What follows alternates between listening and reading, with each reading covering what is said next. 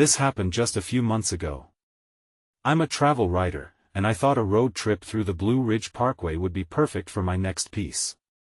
I'd driven here before, but this time felt different. The air felt thick, and the trees seemed to move. I couldn't shake the odd feeling. On my second night, I camped at an overlook. The place was mostly empty. I set up my tent and made a fire. It was peaceful until night fell. That's when I heard it. Soft laughter echoed from the trees. I thought maybe it was other campers, but it didn't sound right. I shook my head and tried to dismiss it. But then, I heard rustling. It wasn't an animal. My heart raced. The noise faded, but chills ran down my spine. I wanted to sleep, but every little sound kept me awake. Twigs snapped, leaves crunched. I told myself it was just wildlife, but I wasn't convinced. The forest felt alive. The dark weighed heavy. By morning, I hadn't closed my eyes. The next day, I moved on, stopping at small towns along the parkway. A woman in a diner caught my attention. She told stories about spirits of lost travelers wandering these woods. I laughed with her, but her eyes looked haunted. It sent shivers down my back. Later, I took pictures of a giant tree with initials carved into the bark. It felt special. But when I returned that evening, the carvings were gone. Only smooth bark remained. I checked my phone, doubting my memory. I had to have seen them, but there was nothing. I felt silly for being anxious, but the feeling wouldn't leave. A few nights passed with uneasy moments and shadows. I thought I saw figures darting away when I turned to look. My heart pounded in my chest. I tried to focus on writing, but fear crept in, filling my mind with confusion. Then one evening, right before bed, I heard footsteps outside my tent. It was clear that someone was there. I listened hard, hoping to hear a voice. Nothing came. I carefully unzipped the tent. I peeked outside into the darkness. "Hello?" I called softly. No answer. I strained my eyes, searching the shadows. Then I heard it again, soft laughter, almost lilting. It brought an uneasy feel, one I couldn't shake. I turned my head, breathless with panic. When I looked back, the path was empty. I saw no one. I don't know what that laughter meant. Was it my tired mind playing tricks? Or was there something really out there? Each time I think about it, I can't help but wonder. I still write about the Blue Ridge Parkway, but I leave that part out. Some things don't need trying to explain. That night, sleep eluded me once again. I crawled into my sleeping bag, determined to keep my mind busy with thoughts of the beautiful landscapes I'd seen. But every time I tried to picture the mountains or the sunrise, the laughter echoed in my ears, blending with the whispers of the wind. By dawn, I felt worn out and desperate for some clarity. I decided to hike a nearby trail. Maybe the fresh air would help clear my head. The sun peeked through the trees, casting long shadows that danced on the path. It felt crisp and inviting. Still, I couldn't shake the feeling that the forest was watching me. As I walked, I kept my camera handy, hoping to capture something beautiful. But it was too long before the beauty began to fade. I found myself in a section of trees that felt different, darker, heavier. The laughter from the night before replayed in my mind, growing louder. An electric tension charged the air around me. I paused to take a photo of some wildflowers, but as I turned, something caught my eye. In a clearing, I saw a figure standing far off. My stomach sank. It wasn't just a trick of the light. It looked like a person, their back turned to me. I waited for them to turn around, to wave, to show they were real. But they didn't move. "Hello?" I called out hesitantly. My voice felt small against the vastness of the woods. The figure didn't respond. Instead, Just as quick as I spotted them, they vanished, swallowed by the trees. Confusion coursed through me. Was I losing my mind? I took a few cautious steps forward, calling out again, but no answer came. I felt the urge to run, but I didn't want to seem weak. I took a deep breath and tried to collect myself. Maybe it had been a trick of my imagination, like the laughter or the missing carvings on the tree. I turned back toward the trail, but my heart ached with unease. As I walked, I felt as if the shadows deepened around me. I couldn't shake the feeling that I was being followed. I kept looking back, expecting to see the figure again, but no one was there. Then it hit me, where was my backpack? I had put it down to take photos and had been so caught up that I had forgotten it. I sprinted back to the clearing, panic fueling my speed. But when I arrived, it was empty. No bag, no figure. Nothing but the rustling leaves. I rushed back to the trailhead, my instincts screaming to get away. But then I stopped short. Just off the path, I noticed something on the ground. It was my backpack, but it wasn't how I had left it. It was unzipped, its contents scattered around, as if someone had rummaged through it. I picked it up with trembling hands and noticed a thin slip of paper among the mess. I unfolded it, revealing a single line, "You shouldn't have come here." A chill ran through me. My mind raced back to the woman in the diner and her haunted eyes. What did she know?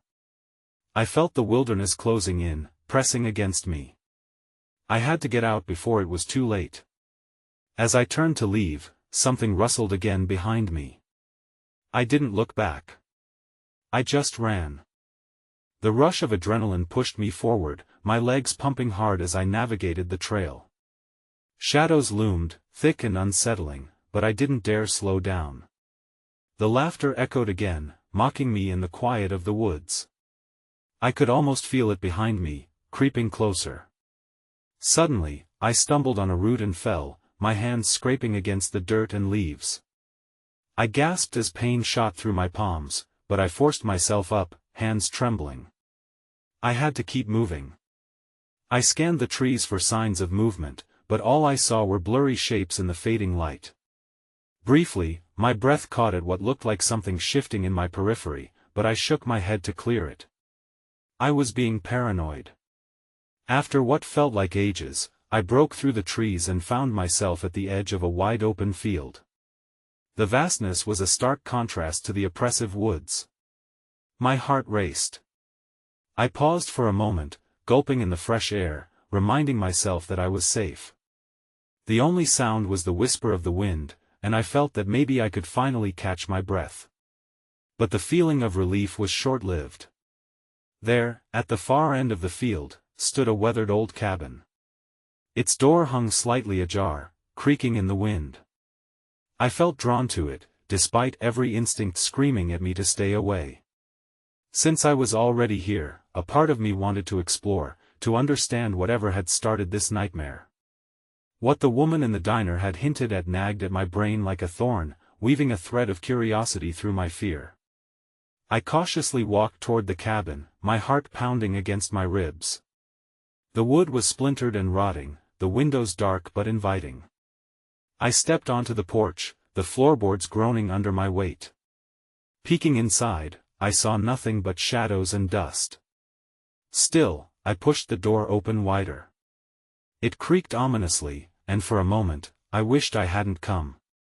Inside, the cabin felt colder, though I couldn't tell if it was the temperature or just my anxious mind. My eyes adjusted slowly, revealing mismatched furniture covered in sheets, like ghosts hiding from the world. A chill ran down my spine, and I swallowed hard, reminding myself I was here to find answers, not fear. Then I noticed something lying on the table, a dark leather journal. Hesitating, I picked it up. The cover felt cool under my fingers. I opened it to a random page, and my breath caught. The entries were frantic, littered with scrawls and drawings that made no sense. But one line stood out, repeated over and over, "They come at night." Who comes? I whispered to myself. Just then, the door swung shut behind me with a loud bang.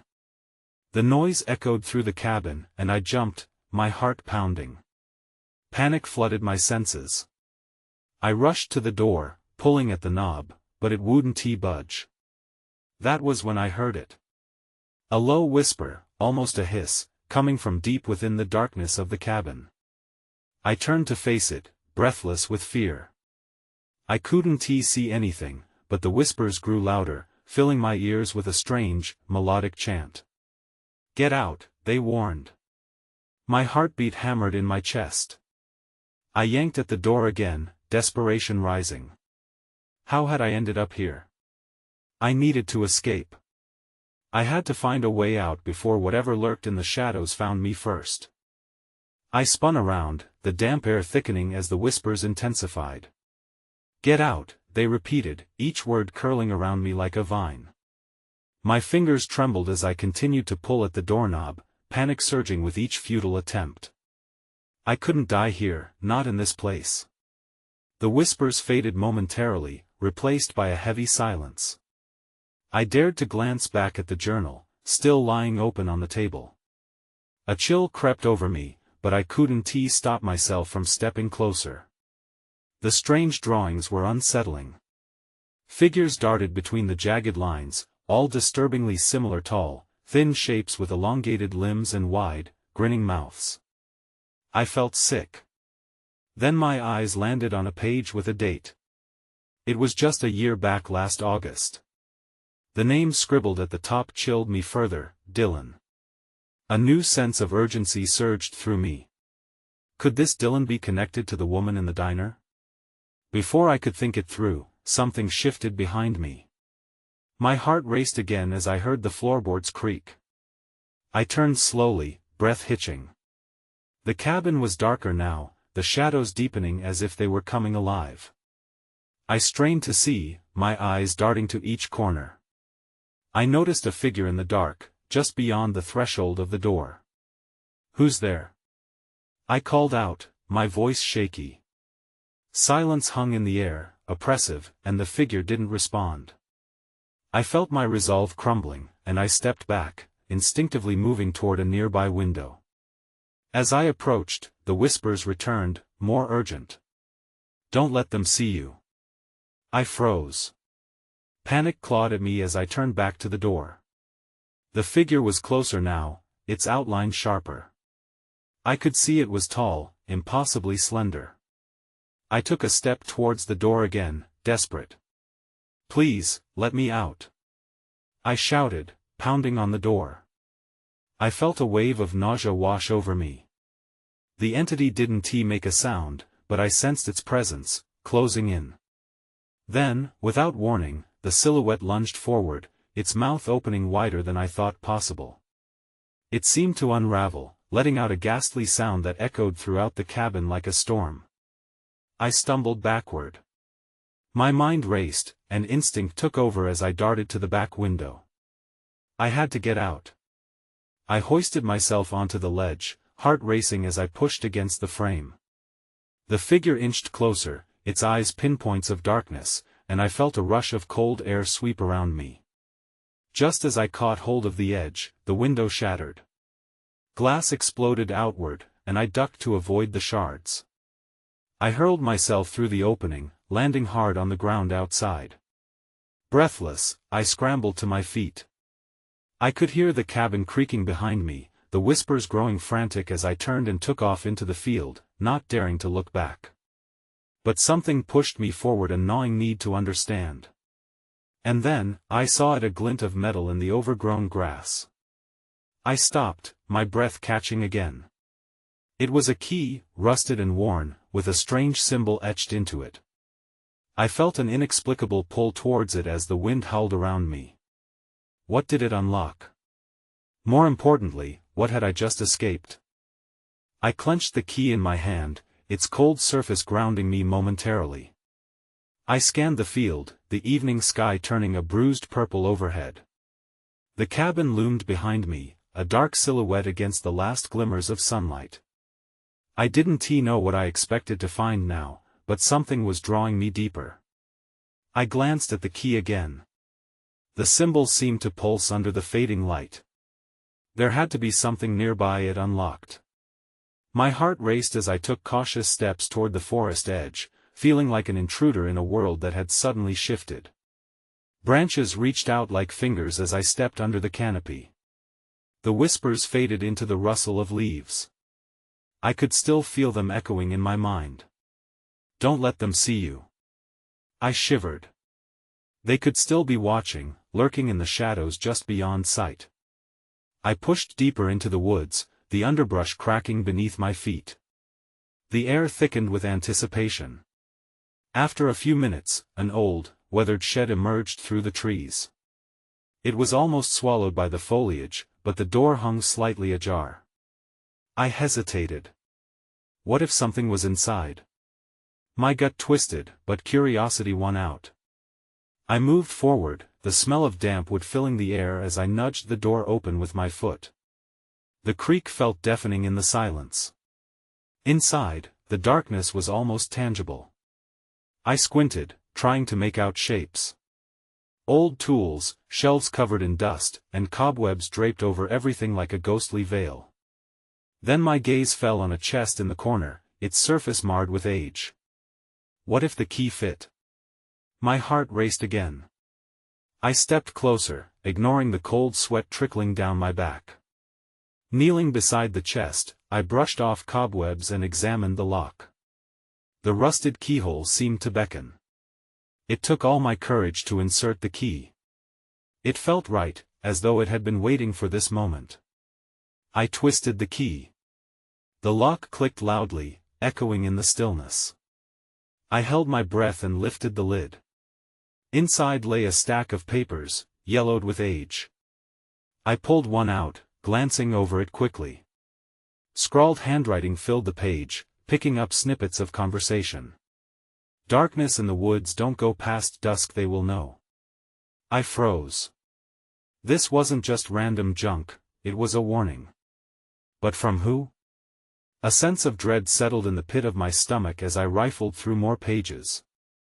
Then, one caught my attention: find the marked tree. It reveals the truth about Dylan. Dylan again. My breath caught. Why was he connected to all of this? I couldn't shake the unsettling feeling that I was being watched. Just as I began to process this information, a snapping branch echoed from outside. My heart jumped into my throat. Panic surged again. I couldn't stay here. I clutched the papers tightly and dove for the door, adrenaline surging as I burst outside. I had to find that tree, the one that could explain everything. As I sprinted into the trees, the shadows seemed to reach further, and the whispers rose in urgency around me. Then, without warning, I heard heavy footsteps. Someone or something was behind me. I hesitated only for a moment before breaking into a full sprint. I didn't look back. I couldn't. The key was warm in my pocket, a reminder that my answers were still ahead. But the deeper I went, the more I felt an overwhelming presence closing in, wrapping around me like the very vines from the whispers. I had to get to the marked tree first. More than ever, I sensed time was running out. Trees blurred past me as I ran, branches slapping against my arms, pulling me back, as if desperate to keep me from whatever lay ahead. My breath came in shallow gasps, each inhale sharp and cold. The sounds of footsteps followed, echoing my frantic rhythm. I could almost feel a presence, a weight, just behind me, chasing me deeper into the woods. Suddenly, I spotted a narrow gap between the trees, a thin path I hadn't seen before. Without thinking, I darted down that way, praying it would lead me to safety. The light dimmed as I ventured further into the shadows. I needed a moment to breathe, to gather my thoughts, but I couldn't slow down. Then, I skidded to a halt. There it was, the marked tree. It stood tall, gnarled, and ancient, its trunk twisted like a skeletal hand reaching for the sky. The markings on it were faint, but unmistakable, a series of symbols etched into the bark. My heart raced with a mix of urgency and trepidation. Could this be what the papers were talking about? I stepped closer, my fingers brushing against the rough surface. As I ran my hand over the grooves, something shifted behind me, snapping me back to reality. I turned, half expecting to see someone emerging from the shadows. But no one was there. Just the rustle of leaves, the wind whispering warnings I couldn't decipher. Ignoring the urge to panic, I focused on the tree. I recalled the note. It reveals the truth about Dylan. I leaned in closer to examine the markings, hoping they would lead me to answers. I could make out a few letters and symbols, but nothing coherent struck me. Frustration bubbled beneath my fear. That S when I saw it. A hollow space at the base of the tree, almost hidden by roots and undergrowth. My pulse quickened again. Could I find something else there? I knelt down and reached my hand into the dark recess, my pulse quickening further. My fingers brushed against something hard. I pulled it out, and a chill ran down my spine. It was another key, but this one looked different, shiny and intricate, almost glowing in the dim light. Before I could process this discovery, a deafening crash sounded from the direction I'd come. My heart plummeted. Whatever had been following me was getting closer. I scrambled to my feet, clutching both keys tightly. The forest felt alive, almost aware of my fear, its shadows closing in around me. Had I unlocked more questions than answers? I caught a glimpse of something dark moving between the trees. I wasn't alone anymore. Without thinking, I sprinted again. The markings on the new key blurred in my vision as I ran blindly through the underbrush, hoping to find a way out or, at the very least, a way to understand what was happening. Time was slipping away, and I could sense the urgency grow. The truth about Dylan was out there, and I felt that it was no longer just a mystery, it was a race against whatever haunted these woods. Whatever it was, it knew I was close to discovering something, and it wasn't happy about that. I ran faster, panic surged through me. My lungs burned, and the cold air stung my throat. Each heartbeat echoed in my ears, hammering with the urgency of my escape. The sounds behind me grew louder, breaking branches and whispering words I couldn't hear. I dared a glance over my shoulder and instantly regretted it. A shadow raced through the trees, a larger figure moving with an unnatural speed. I couldn't let it catch me. I ducked under a low branch, narrowly avoiding a face-first collision with the ground. My foot caught on a root, and I stumbled but managed to recover. I pushed forward, desperate to put distance between myself and whatever was pursuing me. The path twisted, leading me deeper into the heart of the woods. I felt the weight of the tree canopy pressing down as if it were intent on keeping me trapped. And then, unexpectedly, I emerged into a small clearing. The moon illuminated the space, casting silver light onto the forest floor. My breath hitched as I scanned the area. Before me was a rundown cabin. It looked abandoned, windows shattered and door hanging off its hinges. But it was shelter, a refuge from the darkness that followed me. I could either take my chances out here or risk whatever lurked in the shadows. I moved cautiously toward the cabin, hand trembling on the door. A sudden gust of wind howled through the trees, making me jump back. I pressed my ear against the door. Silence. It wasn't the comforting kind, it was thick and suffocating. I took a deep breath and pushed it open. The door creaked, a low groan that felt like it echoed in my bones. Inside, the space was dark and musty. Dust motes floated in the remaining beams of moonlight. I stepped inside, feeling the chill wrap around me. My instinct screamed to leave, but I couldn't. I needed answers, and maybe this cabin held them. I flicked on my phone's flashlight, illuminating cobwebs and crumbling furniture. Old photographs littered the floor, some face down, others showing faded faces I didn't recognize. One image caught my attention, a group of people standing before a big tree, one with similar markings to the one I'd seen. My heart raced. Were they connected to Dylan? As I knelt to get a closer look, a loud thump shattered the stillness outside. It echoed like a warning. I glanced out the broken window. The shadow was closer now, its form indistinct but undeniably real. I quickly shoved the photo in my pocket and scrambled to my feet. I needed to find another way out. Just then, I noticed another door leading to what appeared to be the cellar. I hesitated. I couldn't go deeper into the darkness, but the alternative was risking capture outside. Then I inhaled deeply, the cold air settling my nerves just enough. I headed for the door, heart thumping in my chest. As I turned the knob, the creaking sound echoed too loudly in the silence. The door swung open, revealing stairs that seemed to disappear into darkness. I took one last glance behind me. The shadow loomed in the clearing, a dark figure now silhouetted against the faint light of the moon. I opened my mouth, but no words came. I hurried down into the cellar, the cool air swallowing me whole as I stepped into the unknown. The door behind me slammed shut with a resounding crash. I was plunged into darkness. But something was down here. I could feel it. My breath quickened. Whatever I had stumbled into, I feared it might be far worse than what I had escaped. The air in the cellar was damp and musty, a stark contrast to the adrenaline still coursing through my veins. I fumbled for my phone, my fingers shaking as I turned the flashlight on again. The weak beam sliced through the darkness, revealing stone walls that seemed to close in around me. My feet shuffled over a dirt floor thick with layers of neglect. The silence was palpable. It felt like it had its own weight, pressing down on me, making every sound feel amplified. I picked up my pace, peering into each shadowy corner, half expecting to see something lurking, just waiting for me to let my guard down. Then, I heard a faint drip, like water seeping from the ceiling, hitting the floor in a slow, rhythmic pattern. I turned toward the sound, heart racing again as I focused the beam on its source.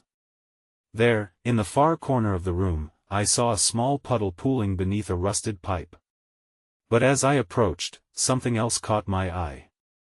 A glint of metal. I squinted and moved closer, and my breath caught in my throat.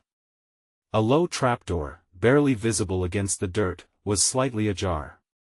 It looked old and creaky, and something told me it hadn't been opened in years. My mind raced through scenarios. What could be down there? Was it a way out or some kind of hiding place? Suddenly, another crash echoed from above, shaking dust loose from the rafters. I flinched, instinctively edging toward the trapdoor. If whatever was after me got inside this cabin, I needed to be ready. I could feel the panic rising again, but curiosity tugged at me too. I didn't want to stay above if that shadow found a way in. My mind made up, I knelt beside the trapdoor and ran my fingers along its edge. I glanced over my shoulder, heart pounding loud enough to drown out the drip of water. I hesitated, wondering if I was making a terrible mistake. Then I thought of Dylan, the connection I felt to those photographs, and the urgency of the threat behind me. I pulled the door up slowly, expecting a creak or a groan, but it swung open surprisingly easily. Darkness yawned below like a hungry maw, but I could make out stairs leading down into it. Fear gripped me, but I was out of options. With one last glance at the cellar above, I took a deep breath and stepped down into the abyss. The air turned even colder, wrapping around me like a shroud. I shone my light downward, revealing more stairs that twisted further into the ground, but the beam flickered. I cursed under my breath, realizing my phone battery was quickly draining. As I descended, the walls closed in tighter, the atmosphere more suffocating. I knew I needed to get to the bottom or turn back, but what awaited me down there? Then I noticed it, a faint glow emanating from below. It pulsed gently, like a heartbeat. The decision tugged at me, drawing me closer. I had to see what it was. But just before I reached the last step, the light flickered and dimmed, and a chill washed over me. That's when I heard a whisper cold and familiar, just behind me in the shadows. I spun around, the beam of my flashlight swinging wildly in the darkness. The whisper brushed against my ear again, sending a shiver down my spine. It was a voice I recognized, but I couldn't place it. My heart thumped in my chest, and for a brief moment, fear paralyzed me. "Hello?" I called out, my voice quavering. The echo bounced back, mocking me in the confined space. I stood rooted, the glow below still beckoning, but the whisper seemed more urgent now, like a warning. "Dylan?" I ventured, but silence swallowed my words. I needed to make sense of what I was experiencing. The connection to Dylan had pulled me down here, but now it felt like my past was closing in on me, each memory more blurred than the last. I turned back towards the stairs, ready to bolt, but the allure of that glowing light was too strong. With shaky resolve, I continued my descent. Each step creaked beneath my weight, the sound stretching out in the silence. As I approached the light, I could feel its warmth wrap around me, contrasting sharply with the cold, damp air. It lingered just out of reach, flickering as if it knew I was coming. I quickened my pace, my curiosity overriding my better judgment. When I reached the bottom, I gasped. The room opened up into a cavernous space illuminated by multiple glowing stones embedded in the walls. They cast eerie shadows, making the rock formations twist and writhe in the light. Yet it wasn't the stones that caught my full attention, it was what lay in the center of the room. A wooden table, aged and weathered, stood beneath the glow, and on it sat a stack of old photographs faded and crinkled, like the ones I had found upstairs. I leaned closer, recognizing the face in the first photo. It was Dylan, but younger, laughing in front of a cabin that looked almost identical to the one I had fled from. The date written on the back was just a few years ago. I scrabbled through the photos, my breath quickening again as familiar faces emerged, friends, people I hadn't seen in years, all gathered together, smiling. But then I found another, one that made me freeze. A dark figure loomed behind the group, its features blurred yet ominous. The hair on the back of my neck rose. That whisper echoed once more, but this time it wrapped around my thoughts, forming a question. "Why did you come back?" I felt a cold hand grip my shoulder. I whipped around, the light scanning the darkness, but I was alone, or so I thought. The chill in the air was thick and suffocating, making it hard to breathe. Suddenly, the ground trembled, and I stumbled back, nearly losing my footing. The photos scattered across the dirt, fluttering in the unseen wind. I needed to get out. My instincts kicked in, overriding my curiosity. I turned, still clutching my phone, and raced back towards the stairs, but the path behind me felt endless. The light dimmed as I ascended, casting long shadows that seemed to reach for me. The whisper was gone now, replaced by a low rumble echoing through the cavern. Before I could react, the earth shook violently beneath me. I stumbled again, bumping into the table. It rocked precariously, the photographs cascading to the floor. I strained to regain my balance, fear screaming in my head that I needed to escape before it was too late. That's when I noticed something strange. One photo had flipped over. I grabbed it, breathless, and as I turned it around, a chill ran through me. A name scrawled across the bottom. It was one I'd never expected to see. I ran back up the stairs, the whispered voice fading behind me, but now I was more afraid of what I would discover above than anything lurking in the shadows below. I couldn't shake the feeling that I wasn't just running from a threat, I was spiraling deeper into a mystery I couldn't yet understand. The tremor subsided as I burst through the cellar door, slamming it shut behind me. My heart raced, each beat louder than the last. I leaned against the door, breathing heavily, still grasping the photo with the name scrawled on it. My fingers trembled as I read it again, Dylan. But the second name, the name I couldn't bear to believe, loomed in my mind like a shadow. I hesitated, uncertain.